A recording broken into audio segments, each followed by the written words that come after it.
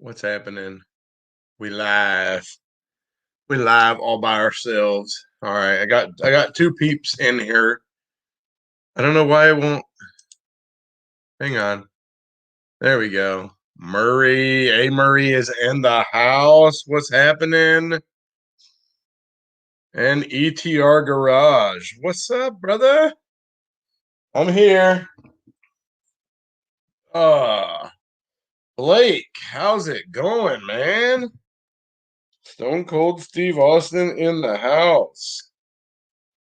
That's right. When I was younger, that's what people used to call. They used to say I look like. All right, I'm here. I'm here. Weird day. I didn't even work today. It's like the first time I didn't go to work, and I'm not quite sure how long. I never miss work. I've never used a sick day. Stephen Doolittle, occupant. What's up, guys? Actually feeling not feeling too bad today now. Just a little bit feel just a little weird. It was I think I was like my animosity. I think about the whole thing was probably the worst thing out of every bit of it. Super worried that I was gonna move, or how bad was it gonna hurt, or anything like that. So, uh, definitely was kind of weird. And there was a couple ladies in there looking at my hiney, because it's like right above your tailbone. So it's kind of cool. I got to leave my pants on because my pants were like elastic waist or whatever. So I got to leave my pants and my socks on, and I just had to put a gown on and then take my shirt and my hat off.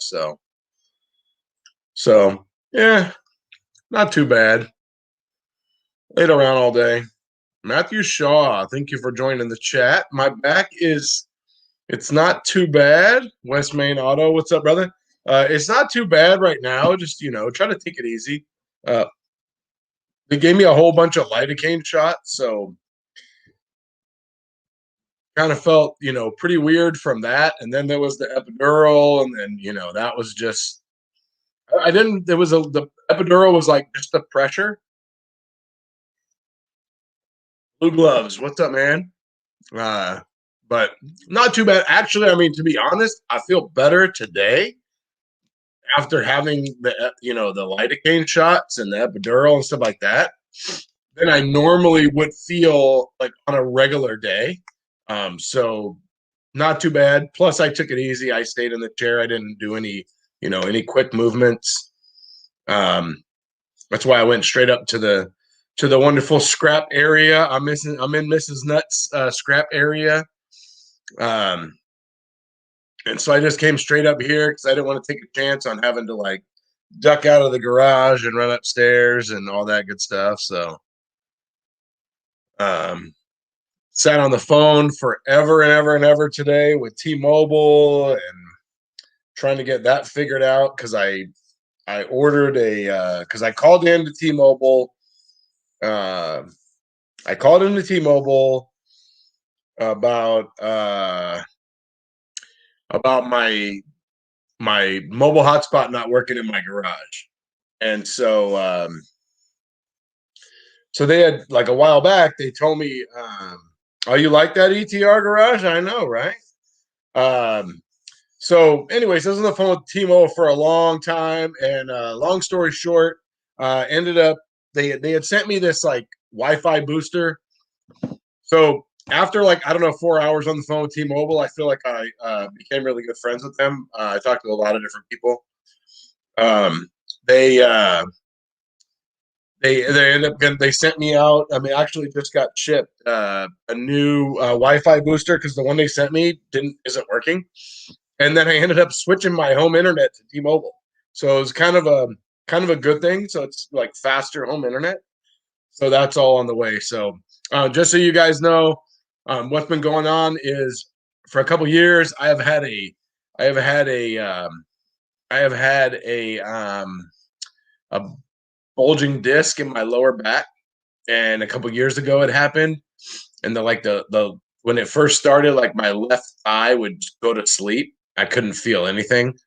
And this went on for quite some time before I finally went to the doctor and they told me what happened. And but that was down the left side of my leg. And then after a while, it went away, came back. Now it's on the right side of my leg. It's been on the right side of my leg for a while. It's probably been about a couple months. It was right before I started my new shop. It started kind of hitting me. Um, I can function, but it's like one of those things to where if I'm planking on a diesel where I'm like doing a bunch of repair, my right leg will go to sleep and it'll start just tingling and nails and needles will just start shooting down my leg. And the worst is when that happens and I can't move. We've all been there. We're planking on under a hood or we're underneath the truck, and we got our hands over our head. We can't stop. Maybe we're holding the starter with our pinky, and we got a pry bar with our elbow, and we're trying to get a nut going, and we're trying to hold our head just right so the light's there. And um, so, anyways, kind of a pain, but hopefully this is going to calm it down so I can start to do some exercise and start to get it back in check so I can start to get back to doing some smashing. So kind of sucks because yesterday I was wrapping up that Duramax rear engine cover, and in the morning I had it all apart, and I really wanted to make a video about it. Just kind of touching on some of the key points that I didn't see online when I was looking, and then I went in and I was kind of concerned about getting it done. That I just started smashing, and it was the afternoon. I was putting fluids in, and I was like, "Oh man, I forgot to shoot the video." So, anyways, that's what's going on. I am okay. I'm taking it easy, taking just kind of chillaxing a little bit, and not a little bit, a lot. Sitting in my chair. So, not too bad, not too bad. But I appreciate all the messages and all the everything. It's been really nice. I'm gonna go through the chat here. So ETR Garage, I just want to say that, maybe I'm lying and maybe this is my actual scrapbook area, maybe I'm the one that's in here doing the scrapbooking. Probably not. No, I'm just kidding. My wife, she's got a little business, little Etsy business, 5 Bella Lane. So thank you very much, Slick Rick. Love me some Slick Rick back in the day, man. I still do. Yeah. All right. So I remember hearing something about the Snap-on wrenches locking up before. I remember somebody saying something about that. So it looks like somebody was right. You know what doesn't lock up? Gear wrench ratcheting wrenches. I have a set of 15-year-old ratcheting wrenches, and I've had 2 lock up in 15 years. Had them warranted, and they were fine. I don't know about the 90 tooth, the newer ones, but anyways, the gear wrench ones, they work great. I like them. So, man, that sucks, Yoda Doug. Man, I also have arthritis in my spine, so that doesn't help. So I actually posted a story on Instagram today, playing around with it since my wife was driving, and thought I'd play around and ask a couple questions, and I had a little bit of feedback, so I'll go over that in just a little bit. A couple people that had asked questions aren't in here yet, so I'll give it a minute. So let's see. So Bill Beckett got hit in the eye with a pry bar yesterday. Bill, why are you trying to hit yourself in the pry bar? In the eye. I have a black eye. I lost my footing while I was prying a fender. Oh man, that sucks, Bill. Sorry to hear that, brother. Man, that really sucks. I hit myself in the eye not that long ago, but not like that. It was hurt, but not like that. Oh, that sucks, John.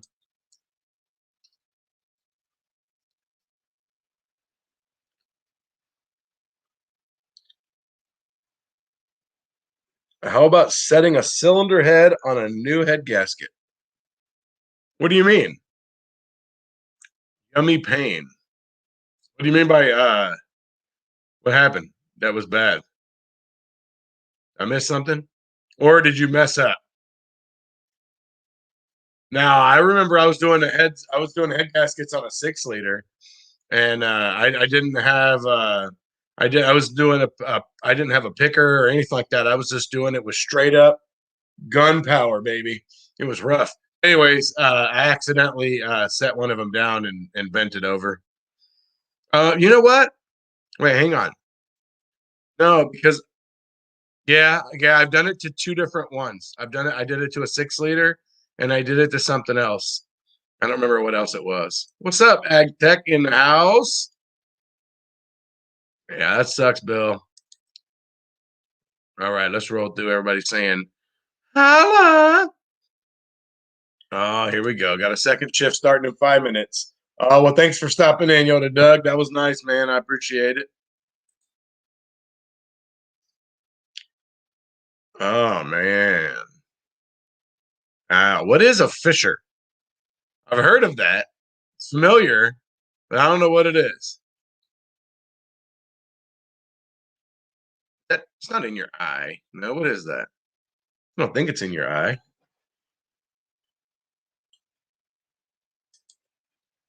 That's right, man. It comes equipped with Coors Lights.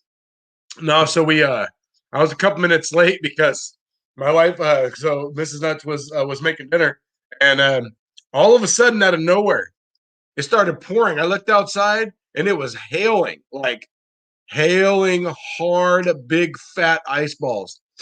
And my 9-year-old was out in the neighborhood somewhere. We had no idea where, and so I had to. So me and Mrs. Nuts had to jump in the car, and well, she had to drive because I'm not allowed to drive today.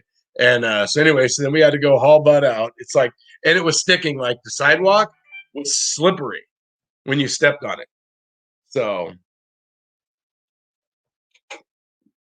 Mrs. Nuts is downstairs eating dinner. She literally set dinner down, set mine down first, and I scarfed it up, grabbed my beers, and took off upstairs to get up here. So I was trying not to be late. I have all right, so here we go. You don't really like them. What's wrong with them? Well, mine are old. Mine are fine, man. I can't imagine what like a new what a new ratcheting wrench feels like. I don't know. I've had mine for so long that I don't know. Oh, your wife was watching, Bill? Oh, that's embarrassing. Don't tell anybody about that.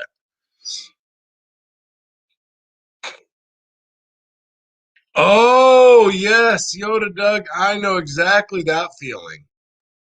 Oh man, you know what's been happening to me is I'll ask for some help, and I'll get everything set up, and then right when I get ready to get somebody comes over to help me, I'll have some pain and I'll have to sit down on my stool. So nice. I never heard of that. Black Hawk ratcheting wrenches. Nice. 100 tooth ratcheting flex head wrench sets from Amazon. Nice. Man, how are those, Slick Rick? Yeah. Oh, that sucks, Steven. I'm sorry, man. Oh, speaking of the devil, there's Mrs. Nuts in the house. She has appeared. Oh, there she is, occupant. You were wondering where she was.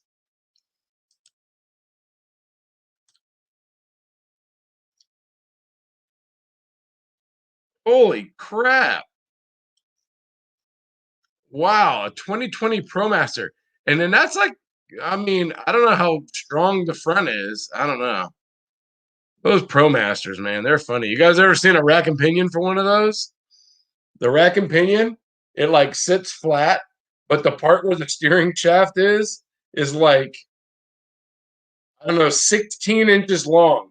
It's like if you looked at it from the side, the steering shaft portion is like this tall. But imagine stood straight up. It's hella tall. And it just sits on the front cradle or whatever, and you got to drop it down. And you got to have the biggest e-torques you can get. Well, I don't know if it's the biggest, but it's the biggest in my Snap-on set. And let's put it this way, nobody else had one except for me. So well, I wasn't even doing the job. Somebody had to borrow it from me. So I like it when I have to be the one to let people borrow tools to do jobs on cars when I'm not even at work. Um, oh wow, that sucks. Oh man, blue gloves. That is That's rough, man. All right. Everybody's saying hi to Mrs. Nuts. Nice. Yeah, you know what? Man, I Capri, I've never felt any ratcheting wrenches, but I have felt some I'm looking through for the questions that I asked today. Um I haven't felt any of the ratcheting wrenches, but I do have a set of the long box wrenches, and those are nice. So, so check it out. So here's a funny story. So that Duramax that I was doing that rear engine cover on, before we ever started on this job, it started off. It was a radiator, like, I don't know. I don't think it was a month ago. Pretty sure it wasn't a month ago. Anyways, came in, leaking radiator, did radiator, did oh yeah, so those Mac Precision Torque ratcheting wrenches, are those nice? I haven't seen any in use. I don't know anybody that has any, but I know people that have bought them, but I haven't seen anybody really like actually say. So, anyways, um, so it started off as a radiator, and then I don't know, a couple weeks later, came back for a coolant leak, and it's a Duramax, so it was the passenger side turbo drain hose or turbo coolant hose. So it's got like a little small, but that it's like literally like that, and it's an elbow, and it's like just a completely rubber elbow was blown out and leaking, and then right above it was like an elbow hose from the EGR cooler up in the front, and then you could see that the turbo coolant hose on the driver's side, that's the one I've replaced a couple times. That one was swollen and about ready to pop. And so, and it had the, like, well, they weren't original. They couldn't have been 300,000 miles on this thing. But you know, the heater hoses, those quick connects, they always leak. And so they hadn't been leaking yet. And so we did the heater hoses and with those couplers, and then those other three hoses. And then we got done and pressurized it, and it was dripping right out of the center of the bell housing. So, all right, cool. So it needs a rear engine cover. And my service manager, he was joking around, and he said, "Ha ha ha! As soon as we do that, it's going to be the water pump is going to be leaking, and then as soon as we do that, it's going to be the head gasket." And so, anyways, so sure enough, we get done with it. I'm in the middle of it, and you could look up and see the passenger head gasket was leaking coolant from the rear.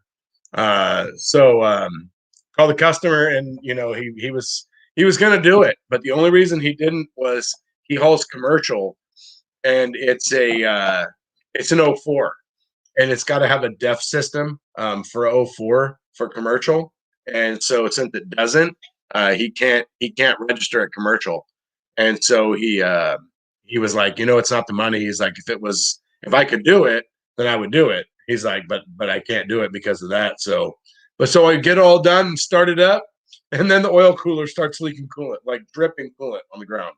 So he said he didn't want to put any more money into it. So, but it was just kind of funny that my service manager called it prior. So that one turned out to be all right. It wasn't bad. It was one of those jobs where if I had known, it's one of those things where you try not to do something. Um, you have those jobs where you try not to do something, and then you end up having to do it, and it takes you more time to do it that way than it would have if you had just done it in the first place. It was kind of like that, except for it wasn't that I wasn't trying to not do it. I didn't realize I had to do it until later. And then I was trying to see if I had to do it. You always look at like a rear engine cover up, a oil pan, things like that, and you go. The easy way to tell is you look up the procedure, and you look to see if there's any bolts that are up through whatever. And there was no bolts sticking up through. And so I have a buddy who's the man. I think he's the manager of a Duramax store. It's called the DMAX store up here in Northern California, and because that he's a Duramax expert.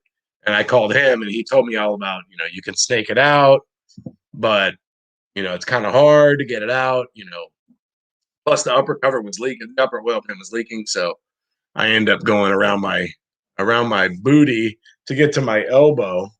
Um, on that one, but it turned out okay. Turned out good. Like 3 rounds of ordering parts because we didn't know all the stuff that was involved. So, how was everyone's day? How's everyone's week so far?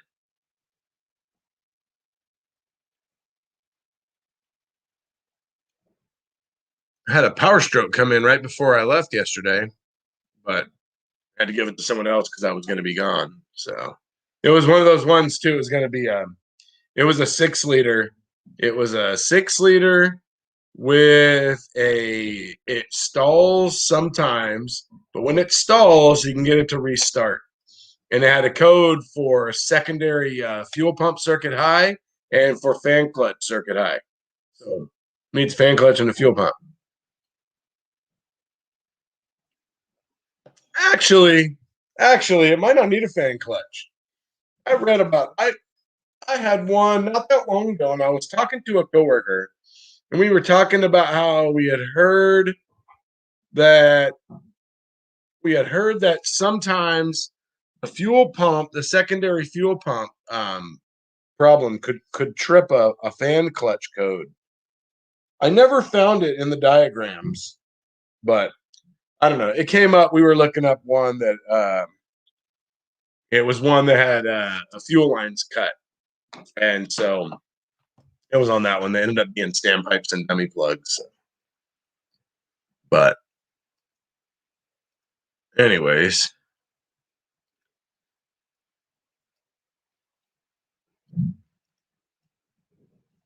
I've got to do my smog update class. So every 2 years in California, if you have a smog license, if you have well, now it's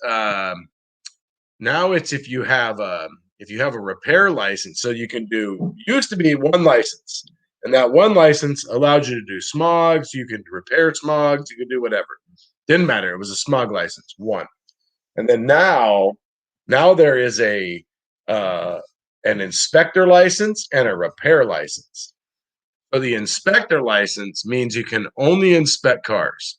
So that one there, you've got to do it's like a 4 hour online open book like test. Like it's like kind of go through like sections, and you have to take tests, and when you get done with that part. And then for the actual repair license, you have to have um 12 hours in a classroom. It used to be 16 when it was one license. But now, since the repair license is separate, now it's only 12 for just that. So I got to schedule that tomorrow. What's up, Kaden? Kaden M in the house. What's happening?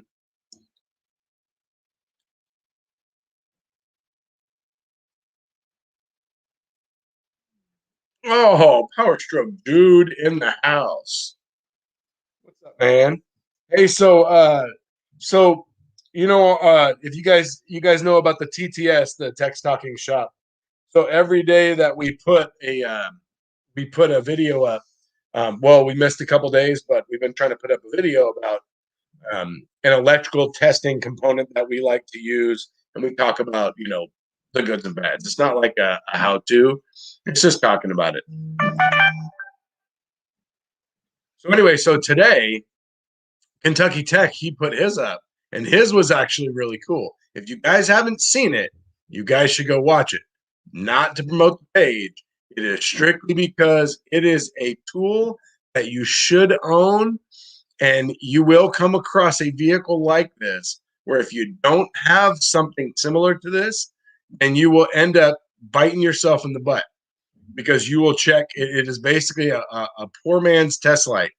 He called it, I think, a hillbilly test light or hillbilly power probe or something like that.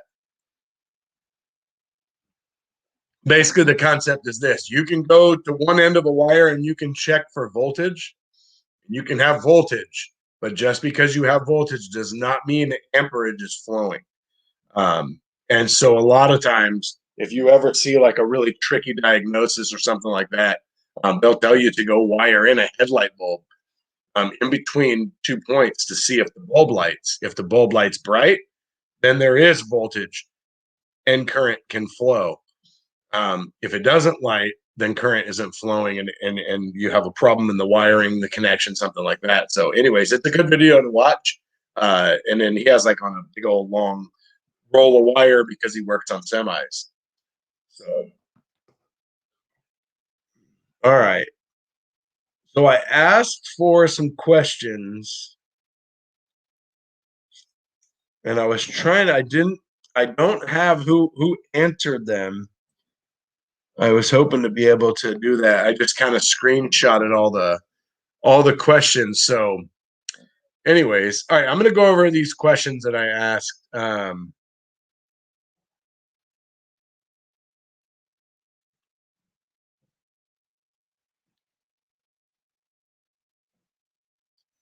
Hey, Josh, how is in-person school going?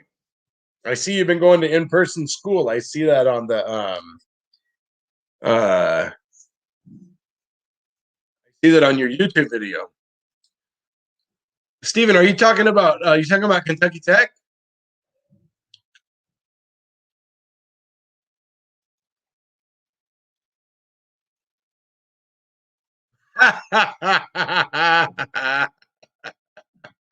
There you go. That's funny right there. Yeah, that's like I've asked guys before, hey, do you have fuel pressure? Oh yeah, I cracked the line and it shot across the engine compartment. Okay, all right. That means you have fuel pressure, but do you have enough fuel pressure? Yeah. God forbid we actually measure it with these measuring devices that we own. Or well, obviously he didn't own it, didn't use it. So here we go. Let's see. Okay, so Steven said, all right, Kentucky talked too fast. All right. So basically what he did was he took a roll of wire, a big fat roll of wire. Still go watch the video because it's better if you see it. But anyways, he took a big fat roll of wire. What's up, Bill? And on one end, so he has on one end of the wire, he has it to an eyelet. And that eyelet is the size, it's around the size of the battery post for the batteries that he works on. And then it goes through, and on the other end of the wire, it goes through, and it's wired through a headlamp switch or through a headlamp bulb, and then it's wired up to another end that you can touch. So you would have one end with an eyelet. So you go to the battery. So let's say you're going to check for positive. You're going to check for power. So you're going to go throw that one end on the negative side of the battery. And on their batteries, they have posts sticking up all over. And so you tighten the nut down so you have a good connection. And you go to the other end and you touch the end you're looking for power, right? And if you have power, then since the one end of your roll of wire is connected to ground, and then all the way through the roll of wire through the headlamp bulb, and then out to the other end, if you touch it to power, then that bulb should light up, and it should light up bright. And if it doesn't light up bright, then you could have then obviously you don't have power on that end, or you have a ground problem on the other end, right? That's the thing that could happen that a lot of people don't think about is if you don't have a good connection on one end, then you have a problem, right? Well, if you go touch something and you have voltage, but let's say you have a problem with that post you connected it to, let's say you didn't get a good solid connection, you didn't get the nut tightened down, whatever, then that can also give you the same result. But so when you touch it on the other end, that bulb should light up bright, indicating that you have not only voltage, but that current can flow. And so that kind of tells you that current is flowing. So because remember, voltage is flowing through the wire and it's on the other end. So you have voltage. So you're here, the battery, it flows all the way to the other end of the wire. And so you're coming down on this end and going to the ground. and then you're coming around, so you're not connected through this wire. You just come into this end of the wire and you're just touching it. So it should be voltage there. It should be voltage and current. So when you touch that, you should have voltage, hence the light bulb should light up bright. And now you're looking for it to light up bright. Like when you look at his video, it almost blinds you for a second, the same way it would if you looked at a bulb like that. So that's why it's a good test. And it's a good thing to see, because sometimes you'll come across, I've come across flowcharts or articles in Identifix or things like that where they tell you to go, and they tell you to go and hook up a headlamp bulb and see if the bulb light. So all right, so AgTech is telling this guy not to use a screwdriver and make sparks. So AgTech knows what he's doing. All right. So our the TTS videos are turning out pretty good, man. We have some pretty good ones, man. So anyways, let's see. All right, Blake is back. What's up, Blake? All right, I'm gonna go through these questions in a minute. Yeah, you're right. You're right, Stephen. I don't remember if he said it was a power probe or a test light. And in the video, he said it was a test light. I just don't remember what he called it in the beginning. I thought the name of it was Hillbilly Power Probe. I can't remember. But anyways.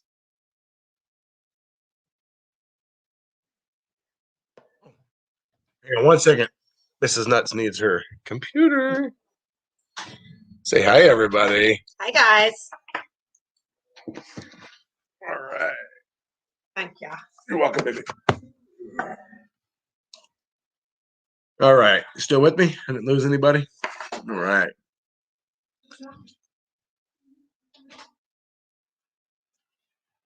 All right. Yeah. Send me your email, Steven. On I don't know if you want to send it on Instagram or what. Oh, okay, he did say power probe. Yeah, I thought he said power probe, but then later on he said something about a test light. So yeah, so that's very true right there. I've definitely come across that. So all right, I'm gonna answer. I was Steven was wanting to come on. I was gonna so message me on, I don't know, I guess Instagram. I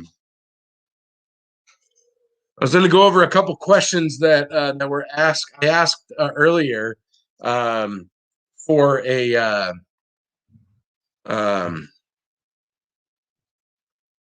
if you had any questions for the feed tonight.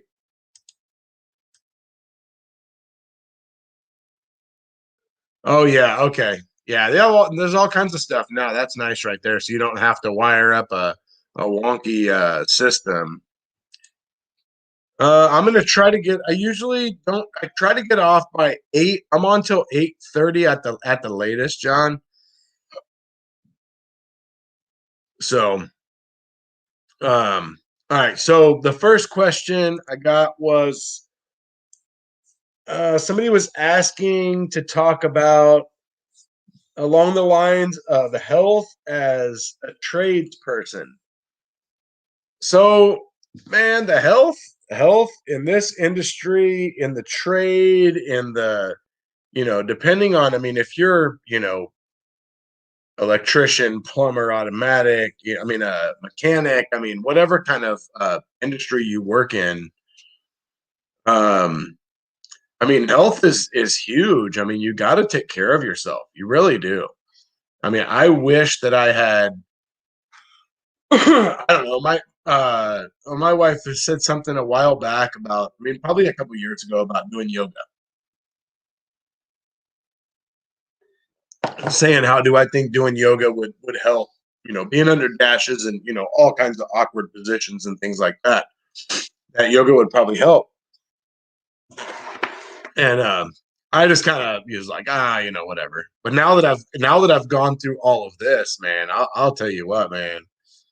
Really, unless you've got just amazing genes that, I mean, you really, we got to take care of ourselves. I mean, this whole thing kind of scared me. Um, this whole thing scared me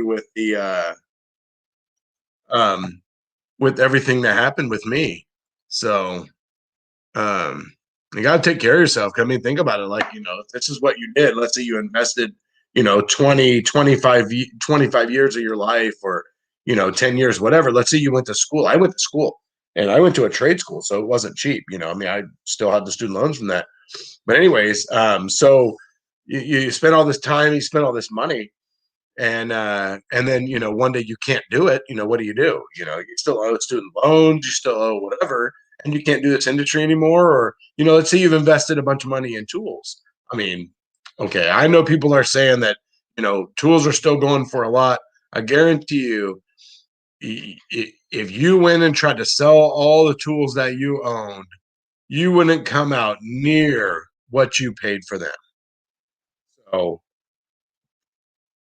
um oh, here, let me go back to this. So ag tech, like 2 years ago, I suffered from a bulging disc causing a pinched nerve in my lower back, pinching my sciatica nerve, and I had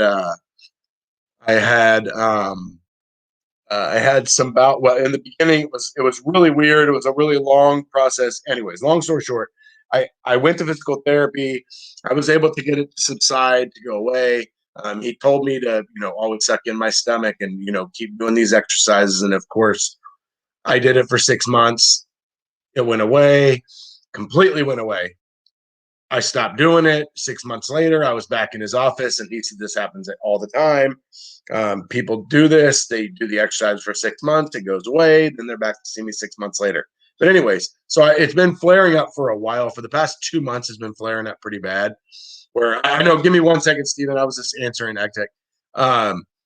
And for the past couple months, it's like kind of right around the time I started my new job. Um, I get like my whole leg will just go to sleep. I'll have nails and needles just shooting down my right leg, to the point where I have to stop and go sit down.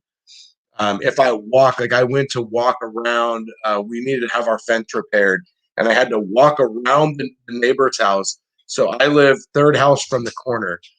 I had to walk down around those other two houses and around the corner.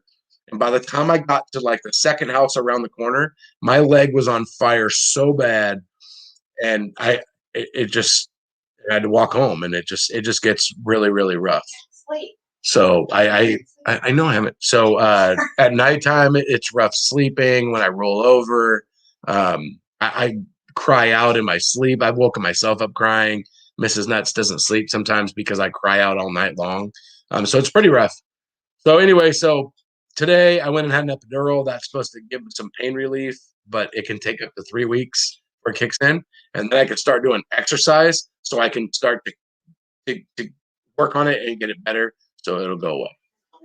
So, and I have to go to physical therapy to get my exercises to do, and then I'm also going to look into yoga once I kind of get that going down, whatever. So, anyways, there's that. Hang on one second. I'm going to send Stephen a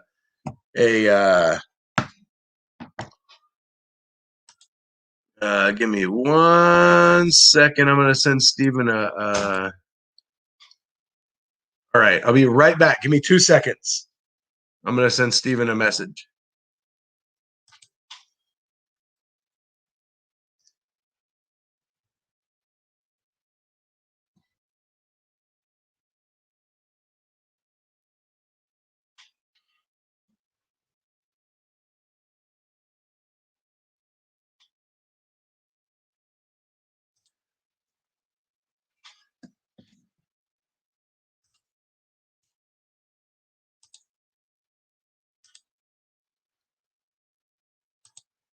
All right, I'm back. I'm back. All right.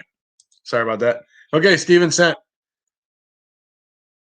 So basically, what the physical therapist told me is that I have to, you got to strengthen your core, and be constantly sucking in my stomach. So pretty much, I equated it to I have to be sucking in my stomach and clenching my butt cheeks, all the time, which is really fun when you're working over your head. You're trying to get a bolt started. You're trying to pry on something with this arm, and you got your headlamp on or whatever, and you got your pry bar with your elbow, and you're trying to get that bolt started, and then you're like, oh god, I got a suck in my stomach. Well, what happens to me is that I'll be in that situation, and my right leg will go just completely to sleep. And usually it happens when I can't just stop. I can't just like walk away. So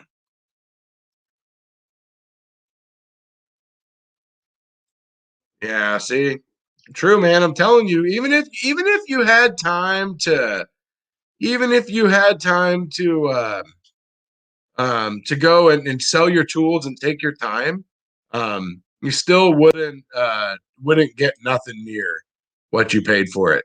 So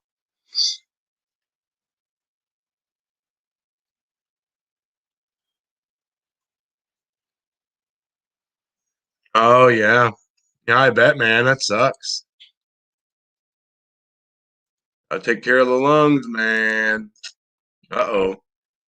Somebody's in the house. We got a special guest joining the stream. It's even Doolittle. What's up, man? Are you there? You got me there, Tony? Oh yeah, there you go. Okay. All right.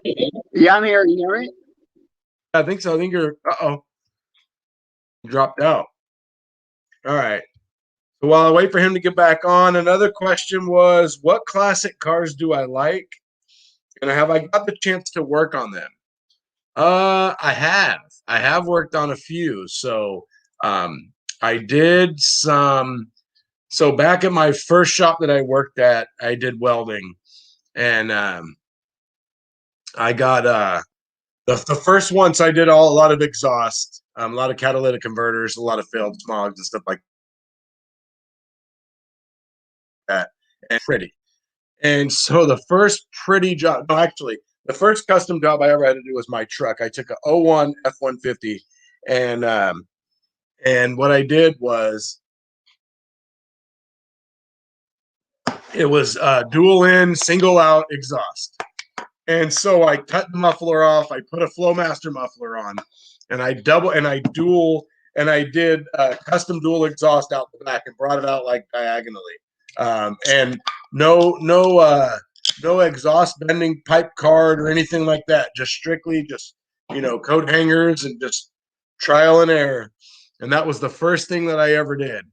And you there? You there, Steven? Can you hear me? I'm here. You hear me? Yeah.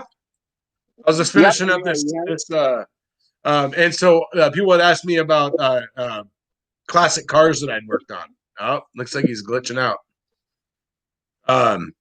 And so the first one I ever had to do was my boss. His dad had a pristine. I'm having problems with my thing. Yeah, something's wrong. Yeah, you're like cutting in and out, but your picture's frozen. I'll just go in the chat. I'll just go in the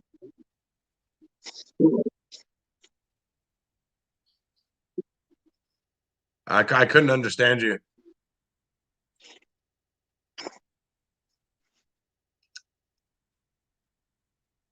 So he had this pristine 57 Chevy, and Kentucky Tech's in the house. What's up, man? And so anyway, so I had to go from the headers back, and I had to make my own flanges, and I had to go true dual exhaust all the way out the back. I put these Hush Power. I think they were like, I can't remember if they were from Flowmaster or what. But these Hush Power mufflers in, and then ran that all the way out the back. But the craziest thing was all my welds had to be perfect because this was my boss's dad's car. So, anyways, that one turned out good. And then I did it was like a 70s GMC pickup, and I put these giant truck mufflers in. And I did same thing, true dual all the way out the back. And then I did that to a 69 Camaro. And that one was perfect. The tailpipes came right out from behind the back wheels, just like stock. Man, it was nice. Let's see if he's in now. You good now? Yeah, I'm here. You hear me? Yeah, there you go. That's better. There you go. Let me finish up this one question real quick. Yeah, go ahead. And Take your time. so aside from that, back in the day, I used to work on a lot of cars. I've worked on I've worked on a few 67 Cougar. I had to put like a bigger motor in it, a race transmission and things like that. The hard part is I've worked on some really nice cars, but the trouble with that is that a lot of times people, they don't really want to pay for that kind of work. And so we generally don't work on those kinds of things. And now we don't work on anything that's really older than 96. So makes it nice because you have to worry about parts and then how much does it cost, and people don't want to pay, and then they're talking about going to LKQ and getting parts, and we just don't do that kind of work. So that's about it on the classic cars. So what's up, Steven? Yeah, so I wanted to kind of about that power probe thing, because he was doing like a backyard test light. And can you explain exactly what a power probe does? Because I thought you were hooking a dedicated wire to one power, one ground, and you could send power or ground to a source to see what you need. Just test it that way, now.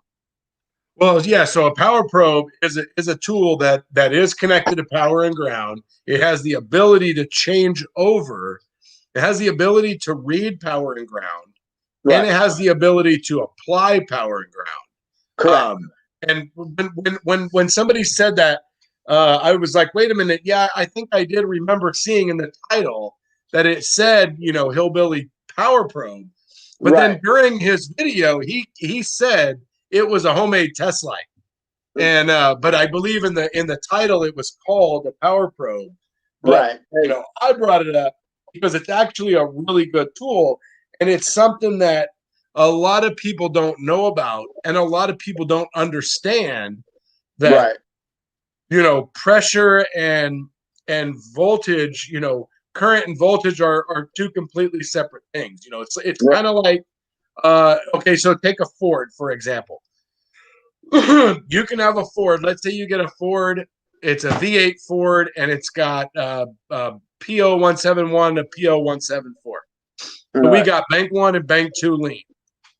So what's wrong with it? Well, everybody would just put a mass airflow sensor in it, right? That's what's wrong with it. But it also could be a lack of fuel. So let's say you throw a fuel gauge on there, and you check it, and you've got 60 pounds of fuel pressure. It's a Ford, so it probably has like, let's say, 42 pounds of fuel pressure running. Okay, well, if spec is 40 to 50, it's good, right? It has plenty of fuel, but that actually might not be the case. Put a mass airflow sensor in it, doesn't fix it. You've got plenty of fuel pressure, but you still got a problem. What's the problem? Oh, it's fuel volume. There's not enough fuel volume. Well, and so that's the same thing that a lot of people don't understand, that electrical is the same way. You can have voltage and not pressure. Pressure is current, amperage. So that's really, really good that you brought that up. But that's kind of why I brought it up, because it was a really good testing, and it was a and I mean, I'm not even going to call it a homemade thing, because in the shop, I mean, I've seen flowcharts that they tell you to hook up a headlight bulb between. I actually got bit in the butt a long time ago. I put an ABS module in a van. It was a fairly newer van, and I put an ABS module in it. And when I got done, it still had a problem. Well, the reason it had a problem was because, I ended up screwing up, because when I was testing it, I accidentally had pushed the pin out a little bit too much on the connector. So then when it went on to, not the pin, but the wire. And so I opened it up. And so then when it went onto the ABS module, it wasn't making connection. And so it was throwing a wheel speed sensor code. And that's what the problem was I ended up screwing up the connector. But in the flow chart for that, in all data, it said to get a test light, a headlight bulb, and put it in between each ends of the wire to see if it lights. Right, because Eric O has actually a great video about that, because he actually uses different test lights, like the actual bulbs with different resistance for it. Because Okay. I guess, obviously different circuits take different voltage. So like you can only use one, like he'll use a halogen headlight for something as where he would use like an 1157 for something else. Oh yeah, you need more current flow. That's why, because you're not gonna, you're only gonna have. It's gonna take very minimal amount of current to light an 1157. It's gonna take a lot of current to light a halogen bulb, and so a lot more. And so yeah, definitely that makes a lot of difference. Right. Even with car audio, we use different speakers with different, tones as well, like for different amps, etc. Right. So, all right. That's all I want to see. I'll jump back off and I'll go back on the chat. All right, man. All right. Thanks for joining. All right. No problem. All right. See ya. All right. So let me go back through here. I got a couple more questions I want to go over. I don't want to get too behind in the chat. I saw Kentucky Tech join the party. We were talking about your test light today, Kentucky Tech. I thought that was pretty cool. How is the little tech doing? Did you name him Tone? I was just wondering. There was all this speculation. I just thought maybe you didn't want to admit that you named the little guy after me. Oh, here you go. So Blake's, I'm from the 2000s, but still grew up working on classics and diesels. Everything. I have a couple classics of my own. Nice. All right. Kentucky Tech said they're doing great. I know I need to shave, man. It was like last weekend. It was just crazy busy, nuts, and I know, right? Man. And then it was like, I had this whole thing coming this week. So it was like the last thing on my mind was like shaving. So Kentucky Tech, he's from is he from New York? I don't know. Just kidding. Yeah, Wisconsin. There you go. He's from Wisconsin. Yep. See, ag tech right there. Very true. You need hydraulic, you need pressure and flow. See, you can have pressure, but if you don't have the volume, you have to have volume. And if you take anything from this live stream tonight, know that with hydraulics, fuel systems, electrical, they're very similar in that aspect right there. Think about it as voltage is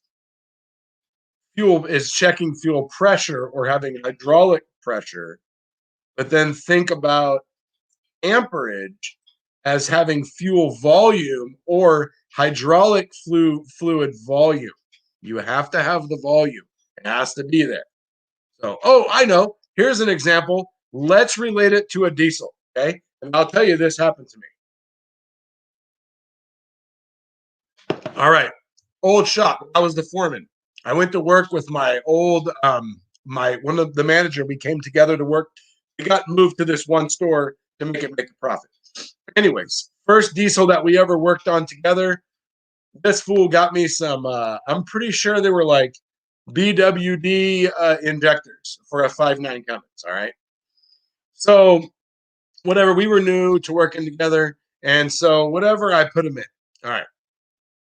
This truck had a long history of where it got to the end. But anyways, so I put these injectors in and they ran, and it had some other problems. I ended up needing the ECM and a bunch of other stuff.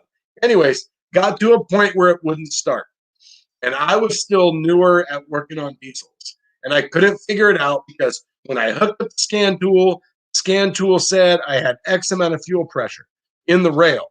And so I thought that I had enough because all the information said I needed this much amount of fuel pressure. I don't remember what it was coming, so I can't really. I don't work on those a lot, but I can't recall. Anyways, so I'm going with Identifix because I don't have anybody to help. I'm the only diesel guy. I'm the only one.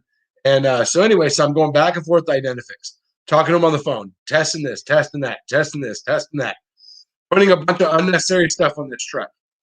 And finally, I get to a point where the guy at Identifix can't help me anymore. And now he's like, well, I've done everything I can to help you. I don't understand what else to do. I'm going to have a guy from our diesel shop call you. I was like, okay, cool. I didn't even know they had that opportunity, that option, right? Because every time I call Identifix, doesn't matter what kind of diesel I'm working on, a Cummins, a Power Stroke, a Duramax, a Sprinter, I talk to Dave. Every time, talk to a guy named Dave. Same guy, no matter what. So that tells you right there, they don't have experts in all the field and all of the manufacturers. Anyways, doesn't matter. So the guy calls me and he's okay. So I'm talking to him about what's going on, and I'm like, yeah, I hooked up the scanner. It says I got fuel pressure. He goes, take that scanner and throw it out the window. My son's in here, so I can't really say what the guy said, but maybe he used some verbal language and was very, very blunt about don't listen to what they said. Throw everything out the window. Get a multimeter. Stab the pin in the center for the fuel rail pressure sensor and turn the key on. If I have voltage, then I have fuel pressure. If the voltage goes up and drops, then I have a leak. So sure enough, he told me, get some block off tools and start just disconnecting injectors. Block off the tube, go to the next one. Check it. If you still don't have voltage, block off the tube, go to the next one. I got lucky because it was number 4. Got to number 4, disconnected the injector tube, put the block off tool on there, boom, had pressure. Okay. Hooked up number 5 and number 6 just to make sure, still had pressure. Okay, cool. It was number 4. So basically, what you have on these newer diesels is you have these common rail diesels with a fuel log, right? And the fuel log, let's say it's this big around, okay? So let's say it's this big around and it's the length of you have a Cummins, it's the length of the, not quite the cylinder head, maybe 2/3 of the cylinder head, maybe not quite. You have a Power Stroke, it's like this long on each side, right? Well, so think about it. It's this big around, it's this long, you got 8 cylinders, that's not a lot of fuel. So all it takes is for one place to lose all to be completely open, and then all that pressure is gone, all that volume is gone. So you can have pressure and no volume. It's a high pressure, low volume system. So therefore you need fuel volume. And that one injector caused the engine not to start because all the fuel would just dump out. So anyways, keep that in mind. Very important. I say that because the all-knowing, I act like I know everything because I tell you all the answers. I tell you all the answers. I tell you what you want to hear what you need to hear because I've made all those mistakes. I have went through the flow charts and not got the headlight bulb and the wiring out because I thought, what a pain in the ass this is. Go get all this stuff and go hook it up and monkey wire it here and do all this crazy stuff when it would have just saved me if I had done it in the very beginning. So that's why I'm telling you it's an important tool because I've been bit by not doing stupid stuff like that. All right. So let's go back through. All right. So Kentucky Tech says he calls it a hillbilly power probe because he uses it a lot to check the ground circuits by having it hooked up to the power side. So anyways, if you've ever used a power probe, a test light, just so you guys know, a test light can be used in both directions. If you want to check for ground, you put the other end of your test light on positive. If you want to check for power, you put the other end on ground. So that's kind of what he's talking about there. So I liked it. Hillbilly Power Probe sounds cool. And you know what? If people click on it to watch it and see what it is, because, hey, that sounds crazy, and they start watching it, you call it a test light in your video. Ain't nothing wrong with that. And you know what? I liked it. And I thought you could learn a lot. And then, you know what? If you're unclear about that, well, we cleared it up tonight here. So, anyways, there you go. That's how you do it. But anyways, just some, I hope I taught you a little bit about electrical and fuel. Um, and if you ever get a Ford with a bank 1, bank 2 lien code, all right. So here's how you check fuel volume. I'll tell you how you check fuel volume in a gasoline vehicle. You got 2 lien codes. Is it the mass airflow sensor? Well, first of all, the easy way to tell is you do a volumetric efficiency test. All right. Maybe I'll do a video about that because I know a lot of guys that don't know about that test and they don't know how to do that test. They don't know how to do that test properly. Let me say that. So you do a volumetric efficiency test, right? But when you do it, not only do you scope your RPMs and you scope your mass airflow, right? I always like to scope the engine load PID too, because generally when I'm checking for when I'm checking for a mass airflow sensor problem, if my engine load hits 90-ish%, then I know that my mass airflow sensor is probably okay, because it will read down in the 70s if that's your problem usually. There's always that disclaimer because every car is different. But generally, when it's up in the 90 range, 90 to 100, your mass airflow sensor is okay. But the way you check it is you scope your 2 front O2 sensors and you go wide open throttle. And if your O2's peg at 900 millivolts, it's on the gas vehicle, older vehicle, not with air fuel sensors. This is with oxygen sensors in the front. If your upstream O2 sensors peg out at 900 millivolts, being 0.9 volts or 900 millivolts, however you want to read it, then generally you have enough fuel. Because when you go wide open throttle, your injectors are supposed to turn on full, and you're supposed to have max fuel volume to allow for the power. But the other way that you can do it, so that's how I like to do it. That will usually tell me if I'm looking at fuel or mass airflow. So, a little tip there. Oxygen sensors. A little different when you get into air fuel sensors because those are a little more fine-tuned. They tend to set codes. So anyways. Oh, what's up, Checkmate? Thanks for joining, man. All right, good work week so far. That's good, man. That's happy to hear. The weather here has been a lot better. Been able to open up the bay doors in the shop. Nice, man. I've seen quite a few people lately post on Instagram. I saw Repair for Oats. Who else? I just saw a couple people in the last couple days that were able to open up their doors. So that's really nice, man. That's awesome.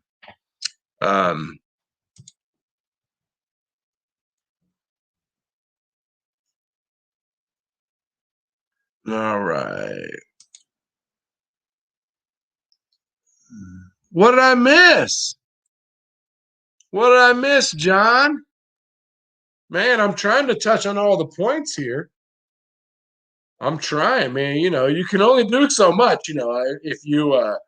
If I'm not touching at all the points, man, really, honestly, send me a message on Instagram because I will make a video about it.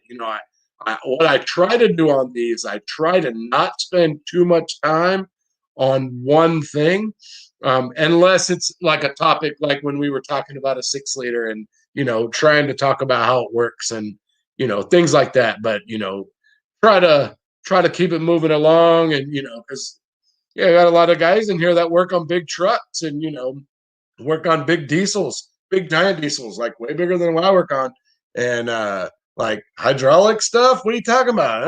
Hydraulic stuff? Got like hydro boost. That's about all the hydraulics I got. But anyways, I try to keep everybody interested and kind of keep it all going, and I try to keep it where it is all pretty much the same, right? So as much as gas and diesel are different, they're the same kind of. And as much as big trucks and small trucks, they're big, but they're different, but they're the same. So there's a lot of similarities. I try to do that and try to keep everyone interested. So that's what I try to do. I hope that's okay with you guys. That's my goal. If if there's ever anything you guys would like to see different on the live streams, I do this for I do it for me because I enjoy talking to you guys, and I do it for you guys because I think you guys like to listen to me talk. And so let me know on Instagram if there's ever anything you want me to talk about, anything you ever want me to discuss, or if there's ever a video that you would like me to make a video about. Hey, if there's, actually, I think it was, I'm not going to call out, I don't remember who it was, but was doing a live stream one night and we were talking about a power probe, and it came out where a lot of people didn't completely understand the power probe. And then that's where my power probe video came from, was from a live stream where there was some confusion on just what the power probe could do. So, oh, thank you, Blake. I appreciate it, man. You know what? I love it. I love this community. I just told Mrs. Nuts earlier, I really, really wish that there was this whole community 16 years ago because I really enjoy it. I like it. I love talking to you guys. I love sharing, as much as I love to share, my stuff with you guys and show you what I'm working on and talk about, pitfalls or great things, good tools, crappy tools, whatever. I also enjoy following all of your stuff as well. And I love it. I love watching I love watching, all the different people on Instagram and YouTube and stuff like that. So I'm getting to see Service Trucks from, Ag Tech here, who works in, out in the field. Just seeing all kinds of different stuff like that, and then seeing that we have all the same tools in our boxes. Maybe my wrenches are this big, and then his wrenches are this big. But anyways, I mean, some people like to have giant wrenches, and some people don't. It's good. So anyways, yeah. So let me know if there's ever anything that you guys want me to do. He has a neat little Cummins diag tool. You'll have to let me know about that, John. That's pretty cool right there, man. I've only had to use my block off tool one time. My Cummins block off tools one time. There you go. Just got to get the middle of the night. Not the middle of the night, anywhere from the beginning of the night, Bill, all the way to like before you wake up for work.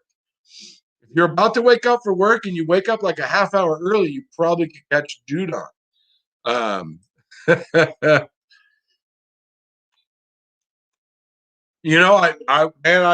that was me right there, Blake, for sure. With my back lately, man, I go to my neighbor. Thank God my neighbor is like super helpful, and he knows, he can tell. He'll see me at times and he'll come over and just help me out. So he really helps me out through these times where I used to be the guy who would just go put a big giant trench case in by myself, to now I'm like, I need some help.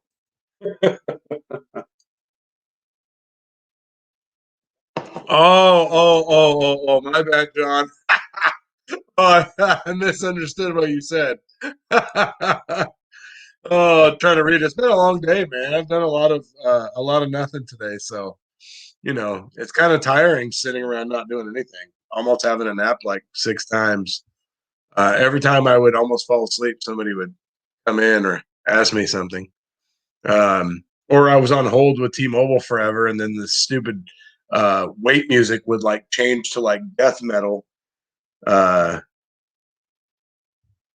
then I would wake up again. I would almost fall asleep. All right, let's see. So let me ask this question. You get a job that is pretty big, but you've never done this job. You also do not have all the specialty tools needed. You believe you can do the job. All right. So, well, all right. So, Nick, I'm going to answer it like this. Okay. In the past, I mean, so you've already started the shop. You get a job that is pretty big. Okay.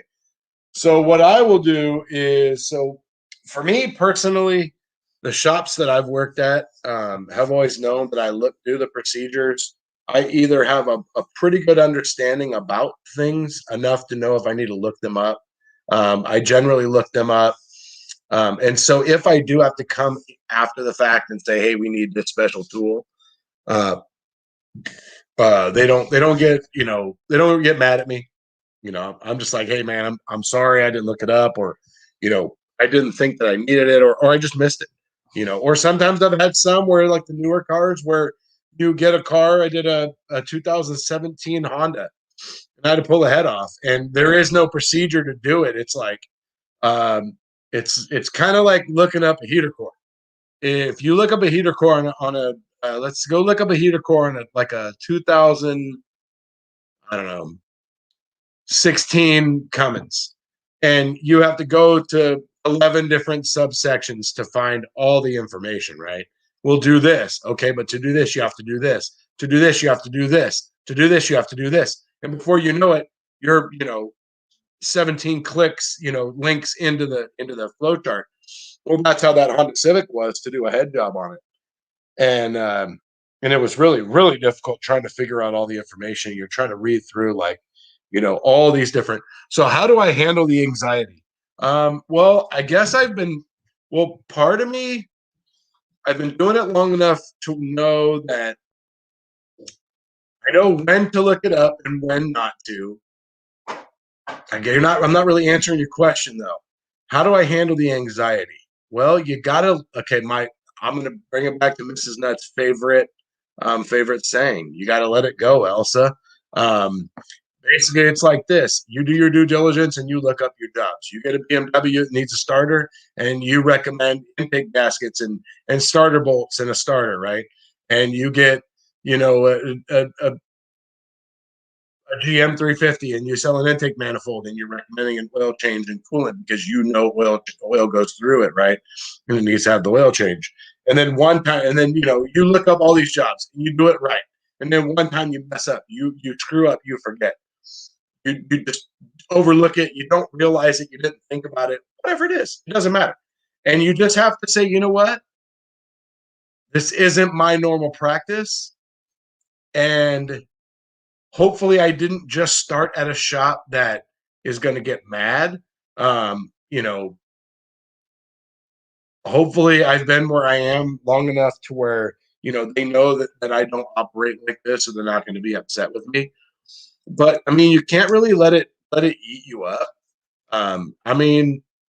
Usually the way I handled stuff when I was younger was, if it was something that I knew that I was going to do a few times and it wasn't super expensive, I would buy the tool.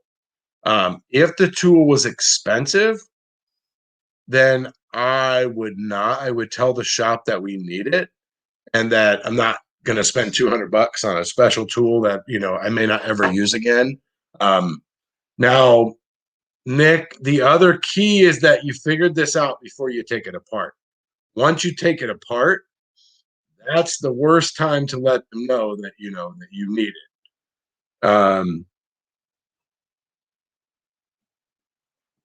So I handle the anxiety with, you just got to let it go. There's nothing you can do about it. And yeah, this is going to sound crazy right here, but I've never actually rebuilt the rear end. I've only done a couple pinion seals with guidance from somebody, because when I first started, I didn't learn to do that kind of work, and nobody ever did. It was kind of one of those things that I was never around, so I never had the opportunity. When I first started my first shop, I had a Jeep came in. I think it was a Jeep, and I had to replace side bearings. And so I did it. They told me how to do it. I still think back to that time when I didn't know what I was doing and I didn't have a lot of tools. And I did it. I did side bearings on a Jeep. I pulled the pumpkin out and I replaced the side bearings. I don't remember checking any sort of, lash or pinion depth or anything like that. But I did it. I don't know. And then I tried to do a couple pinion seals and I screwed them up because I didn't do them the right way, but I did them the way I was told to do them by the shop. And it was not right because there was a problem. And so I never really, I think I did a couple more with someone guiding me. But that's just one of those things that I've just never done. That's just not anything I've ever done. And it's not, I know I could do it, but it's not worth it for me to do it. I would just send the differential out to be rebuilt or have someone else do it. Because what it would cost us to fix it if I screwed it up isn't worth the profit that we would make. So I hope that answers your question. I'm not afraid to do it. It's just not anything that I've just there's just we just don't do it. It's like rebuilding anything. We don't rebuild anything anymore.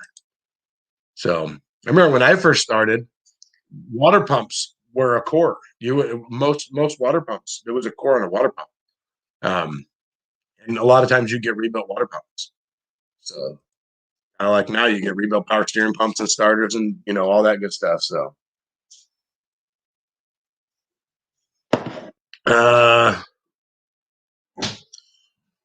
yeah, see right there. I did the side bearings, but it was on a Jeep, but oh, okay. Okay, maybe I'll do that. Would you guys like to see that if I did a video? I mean, even if it was like all kinds of random stuff. I mean, you're talking about gas, diesel. I mean, all right. Let me know. Let me know about that one. I could do that. All right. Look up the Chilton manual. You know what? You could probably somebody was asking about seeing a differential be rebuilt. You could find a video on it. The videos that I really like to make are when there are no videos. Like the rear engine cover on the Duramax. There wasn't anything about that. The only reason I was looking it up is because I wanted to know if I had to pull the upper oil pan off. And not because I couldn't figure out how to get the upper oil pan and the rear engine cover off. But so anyways, yeah, that was the only reason I looked it up. And then I was so busy trying to get it back together because I knew I was going to be out today that I forgot to record it and it was too late. So what's up, Joey Preciado? JD text in the house. What's up, man?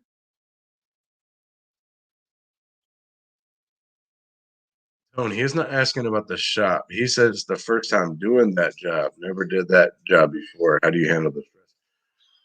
Oh, how do I handle the stress for the job? I'm sorry. I thought you were talking about if you forgot to look it up and you didn't tell him. Oh, thanks for clearing that up, man. I totally misunderstood that. Oh, man, you know what? Oh, Steven, let me tell you.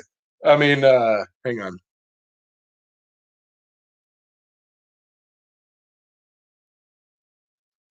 Hang on. Oh, yeah, Nick, that's right. Okay, so the way I handle it is, man, you know what? Sometimes I don't really. I mean, you go like this. I'm going to follow the procedure. And as long as I do it the way the procedure calls for, then you're going to just cross your fingers and hope for the best, right? So my very first YouTube video was on an Eco Diesel, and the reason I made the video was because nobody had made any videos on this engine about timing it.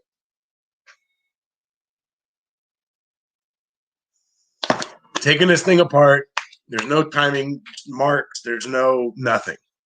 Super unsure about what I'm doing, unclear about how it's going to go. Don't really know, and I just followed the procedure, and I mean, once I followed the procedure and I was putting it back together, it made sense how it worked. But you just have to kind of cross your fingers and hope it all works out. I mean, I don't know. Honestly, Nick, experience is really the biggest thing. I mean, I will generally, if I have a lot of anxiety about a job, I usually, if it's something that's not small, I will generally do a quick flip through YouTube. And I'm not looking for someone to tell me, how to do a job A, B, C, D, E, F, G, right? I'm just making sure that I don't miss something really important.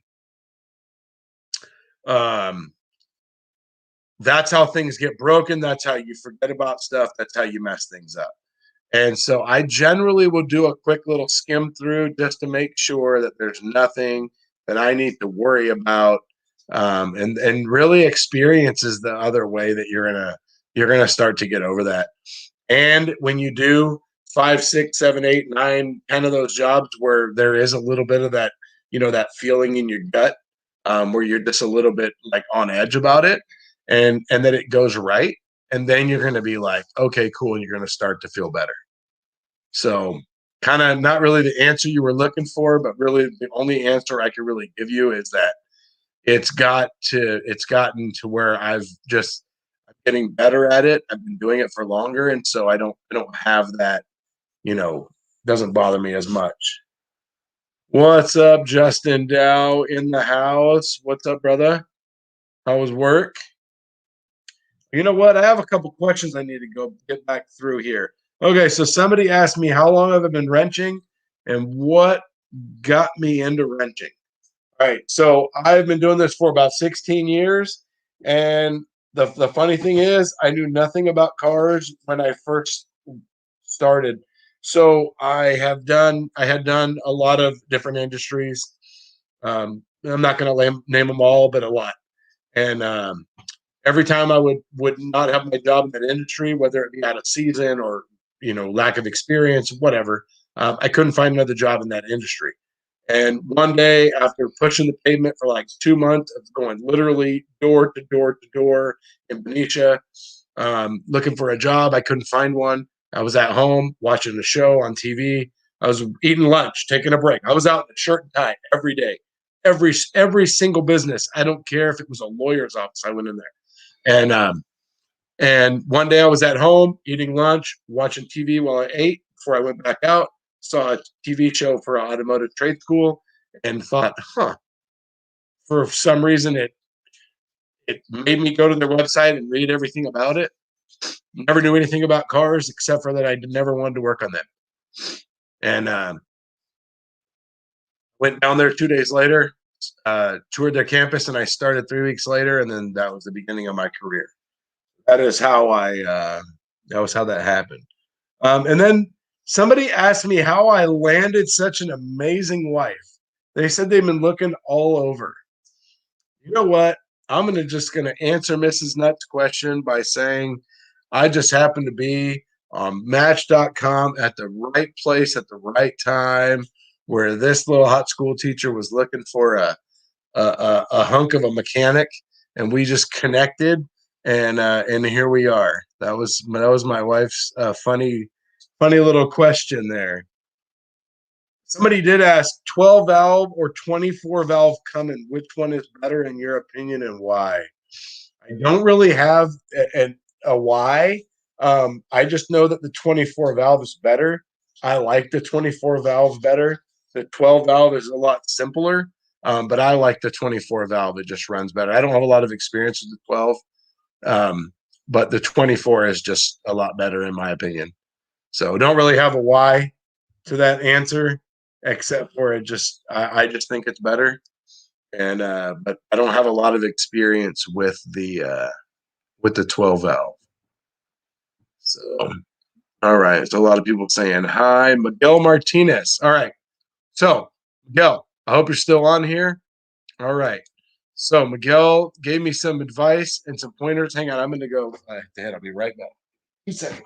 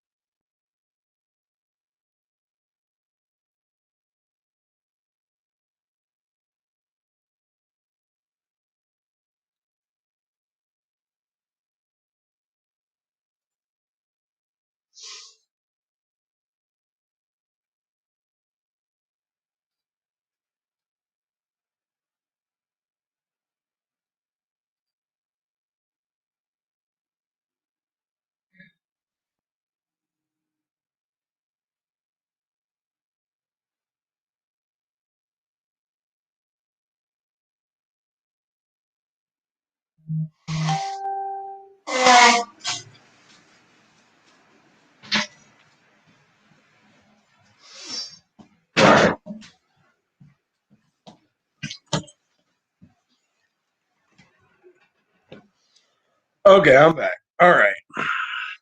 Hang on, I'm tied up in the cords here. Okay, so Miguel gave me some advice on the rear engine cover for the Duramax, and he told me to let him know if there was anything that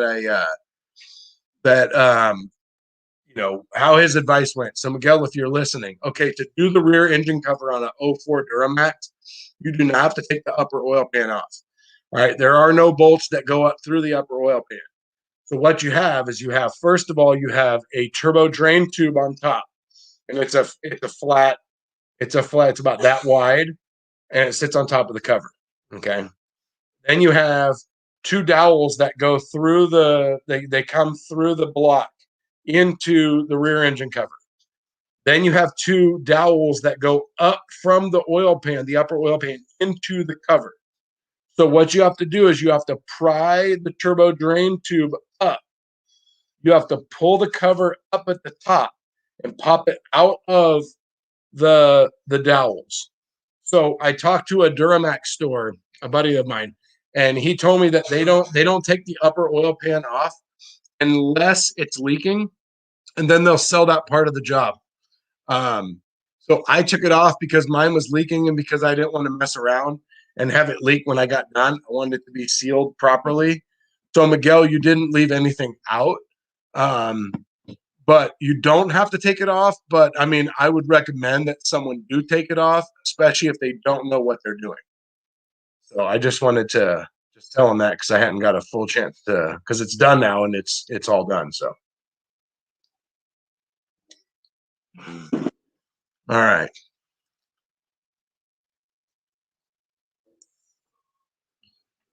That's right, Justin. Very true.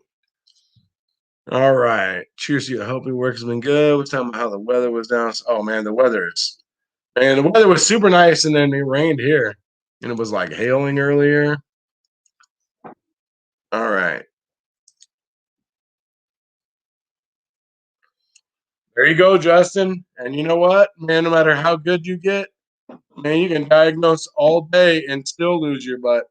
Diagnostics is definitely something that I've never met anybody that could diagnose all day and make their time ever. Not even 3/4 of the time. The only people I've ever known that ever did only diagnostic work and made any money, they did diagnostic work and then they got a percentage of the work that they sold that went off. So if they recommended a fuel pump and a fuel filter and whatever, and then it went off to the R&R guy and he did the work, they got a percentage of that job. And so then that made up for the R&R work they weren't making any money on. And so that's the only time I've ever known anyone to be a diagnostician and make money, is that right there. There you go. The Zeus is a good tool, man. And now there's all these new ones coming out. I like the Zeus. The Zeus was nice. It just took it wasn't as fat. I found the snap-on scanner, the Solus, to be quicker than the Zeus for scanning vehicles. Just in my personal opinion. We had a Zeus at one shop I worked at, and it was a great tool. I mean, you could scope, you could do, with the scope and the scanner is what I used it for, but it seemed to be quicker to just grab the snap-on scanner and scan a vehicle. So, Silver Street Garage in the house. What's up, brother? Thanks for joining the chat.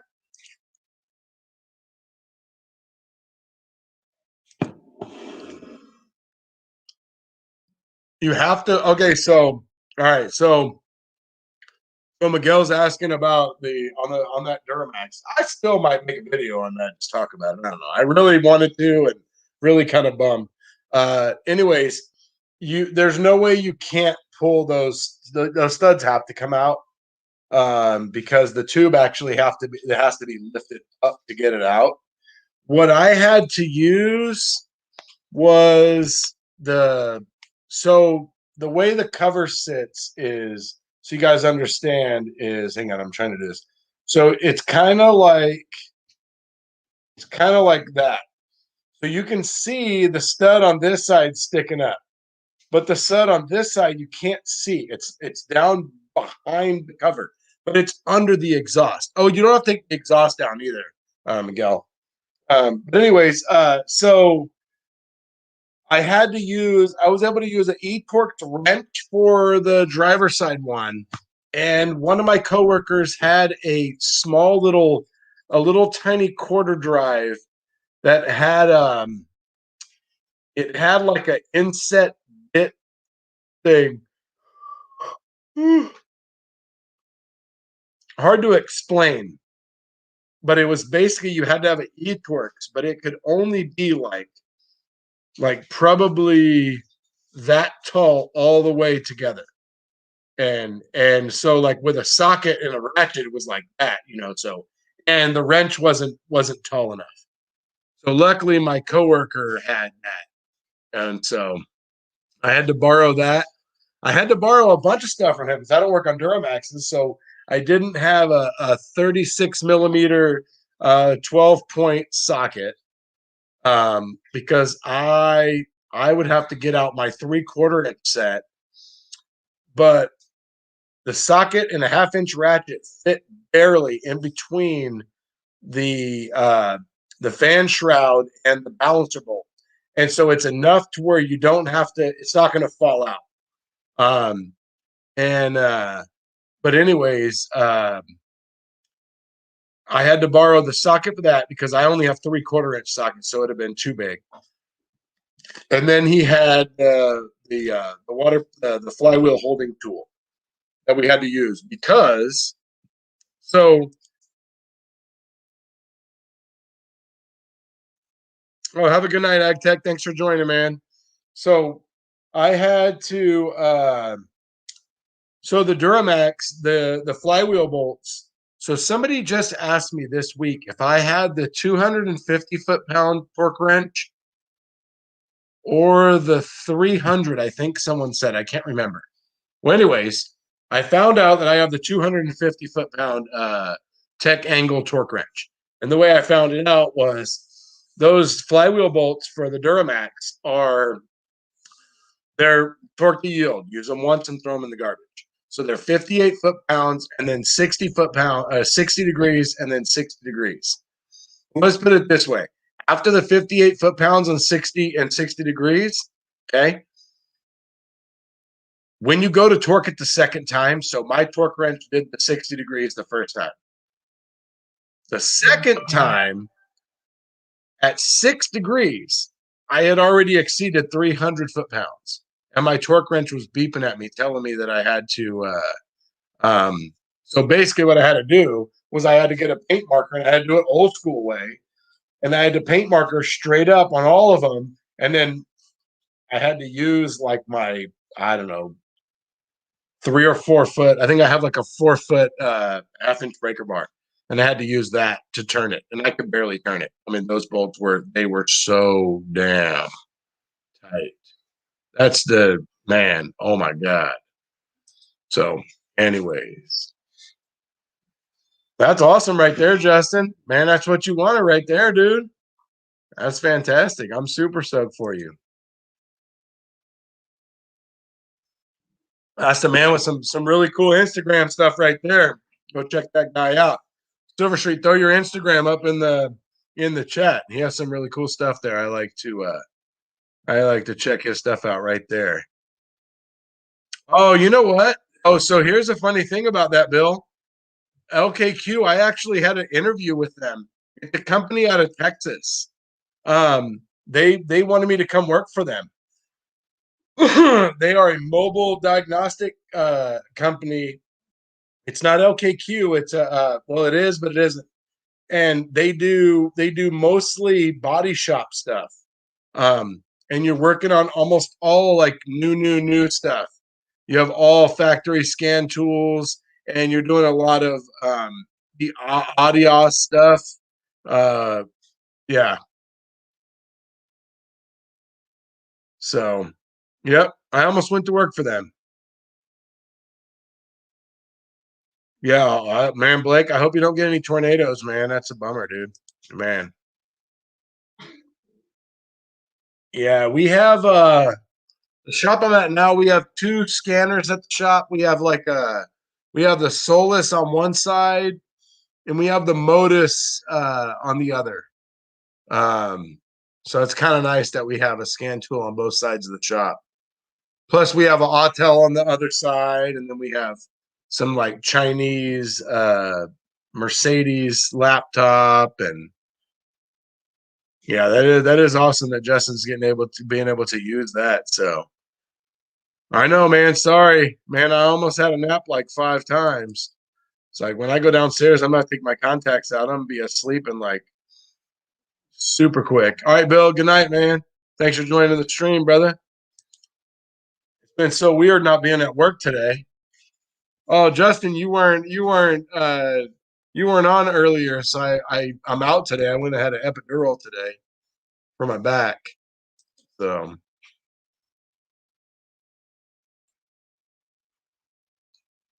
well, that's sweet. You got paid for a whole shift and only had to work an hour? Dang. That's nice right there.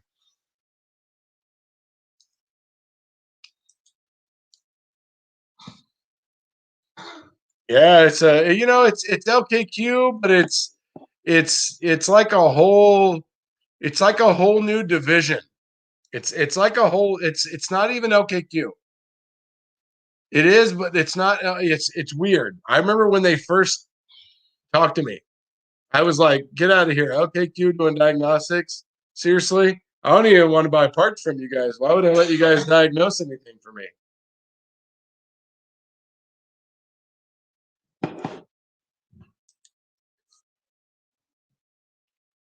Yeah, go check that out right there, guys. Seriously, man, that is a really cool page right there. There's a lot of really cool stuff. So, and every time he gets a follower, he's going to pay me like $1. No, I'm just kidding. No, for real. I said this. I said this last week. There are certain Instagram pages that I follow that I will scroll through the top to watch their story if I don't have long, and I will definitely make sure I check them out all day, and that's one of them right there. So go check that guy out right there. It's a really cool stuff. And all right, let's see here. Having a baby. Oh, oh, you're funny, man. Yeah, it was like a one. They had to man. They gave me like man. We exaggerate. I was super nervous and super anxious about the whole thing about not moving. Um, but they probably gave me like seven shots of lidocaine, at least 7 or 8 shots of lidocaine. And so every time I turn around, he'd come back, and yeah,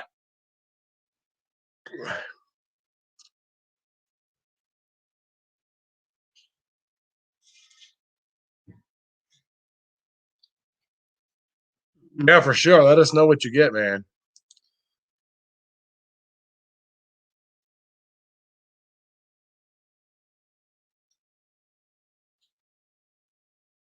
I got a 56-inch U.S. General. It's red. Ain't nothing wrong with that. That's my last toolbox. I actually kept that one. I sold my second toolbox that I got.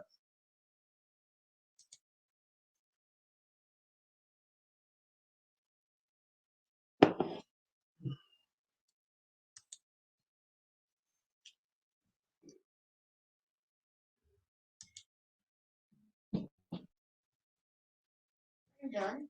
What? You done with the gym? Oh, soon. Appreciate you guys all joining the stream tonight. I hope I kept you interested. It was kind of a weird day for me, man. God, this is so weird. So this is the first time. So the first time I've been out like on a sick day. And man, we've gotten sick days in California. They gave us let's see, back in when Obama was in office, they made like a or no, was it Obama? I don't remember who it was. Anyways, one of the politicians did thing where they gave us a mandatory, and I think it's California. I don't think it's everywhere.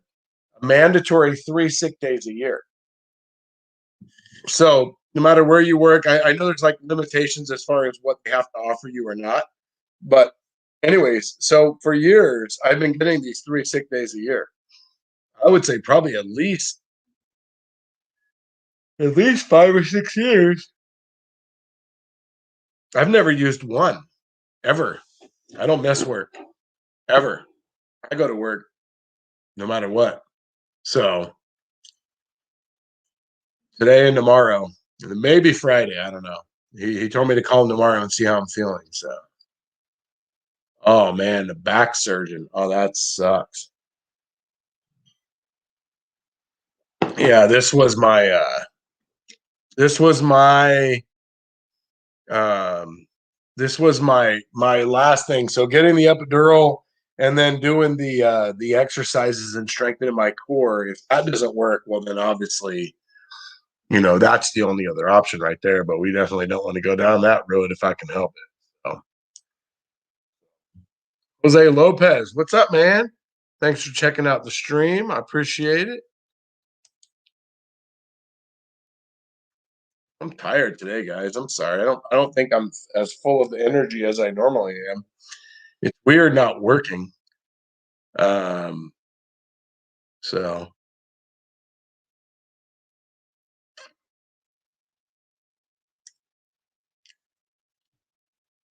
yeah, I don't know about that one. So tomorrow, definitely I gotta sign up for.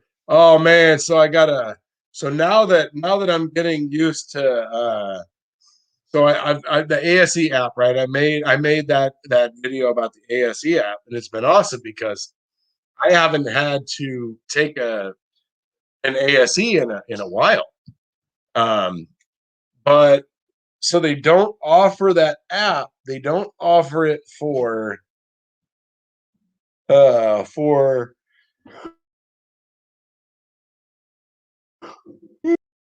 for X1, L1, and L2. And those are the ones that I have that they don't offer it for. And one of my ASEs is coming up. I forgot which one it is. But all my other ASEs I've been able to update, and so I don't have to retake. Most of those I shouldn't have to go retake. But I have to go schedule an ASE, and I have to schedule my smog update class. So that's gonna be a bummer. That's on my list for tomorrow. So anyways, guys, I'm gonna bounce off of here, man. I'm getting tired. I think I'm starting to get a little bit of a headache. It's been a long day. So I appreciate you guys joining the stream here. Sorry if I felt like I know I'm fading. I'm sorry. I hate to run out of energy. I definitely don't normally do that. So hit that like button on the way out if you didn't smash it, and definitely look for me next week. I'll be hopefully feeling a lot better and a lot more energetic. So, anyways, you guys have a good night, man. I'm gonna get off here and go downstairs and fall asleep in my chair. I appreciate you guys getting on. Thanks, Justin, for hopping on at the end. I appreciate it. I know you're busy with work and all that good stuff. So, anyways, thanks for checking me out, guys, and I will see you next time. Have a good rest of your week and smash it up. Laters.